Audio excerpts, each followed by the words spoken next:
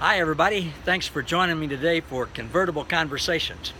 I'm up on Mount Oread today, up on the top of the hill at the University of Kansas in Lawrence, Kansas. Right next to me is Hoke Auditorium, across the street from me is Strong Hall, and behind me you can see the valley, Kaw Valley. And you can't get really as good a picture as I'd like you to have, but just know it's there. And this is a beautiful setting. When I first came here in the summer of 1961, I came to band camp here. And on this very spot, it's not here now, but on this spot, there was an outdoor amphitheater that would hold a band of about 250 people. And every Sunday evening for 6 weeks each summer, we would play our concerts here. And this whole hillside would be filled with people, 3,000-4,000 people. People in the community came, and of course parents of the kids who were here at the band camp. We did that every week for 6 weeks each summer, and I had the privilege of being in those bands for 5 years and playing in them under our conductor, Russell Wiley, who was the director of bands at the University of Kansas. Mr. Wiley was a great conductor, and to try to follow in his footsteps, I became a conductor. I was a band director, a military band director for about 24 years. When I started out directing bands, I thought you had to do big, heavy motions like that and be all over the place and sometimes get angry and furrow your brows and that kind of stuff and intimidate people into playing well. I did that for a few years with kind of mixed results. And then one year, the Army, in its wisdom, sent a bunch of us band directors to a clinic, a conducting clinic that was taught by a man who was a great conductor. And the whole theme of that clinic was do more, less. And he said, look, if you have these big motions and you're always doing that kind of stuff to the band and everything, you're going to wear yourself out. The focus is all going to be on you and not the music. And actually the music, you're going to get in the way of the musicians. He said, I want you to try doing this.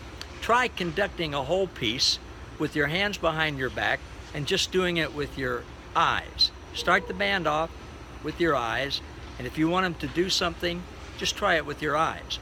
So I didn't think we could do that. Well, tried it, and sure enough we could. And again, his motto was do more, less. And sure enough, we found that the band could play very well, literally without us. So if we came up, and instead of demanding perfection and having to focus on us and trying to get the best of everybody, if we came up and let them do what they were prepared for to do, we'd rehearse them and everything, of course, but if we came up and just did very small motions, and then if we would want a big effect of something like a cymbal crash or something like that, we would give it for effect. But for the most of the time, we would let the focus be on the music and the musicians rather than the conductor. Now, you know what? I found out that our relationship with God is very similar to that. For a long time, I thought God was watching me all the time and sternly telling me to do this, pointing at that and doing this and coming at me like that, and everything was all about Him, and I had to really watch my toes and do exactly what He wanted.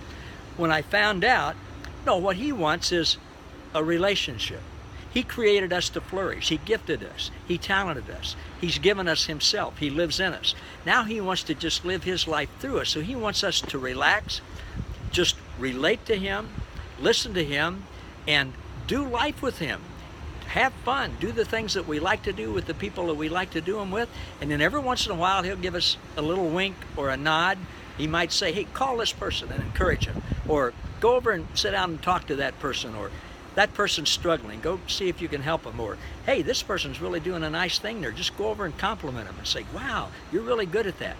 Just not struggling with things, not working hard, not trying to do something, not feeling like we always got to be doing something for God, but just relaxing and resting and doing life with Him, enjoying life, doing what He's created us to be. And then when He gives us that little nod for a cymbal crash or a trombone to do something or whatever, then follow Him, follow His lead, and it will always work out for the best.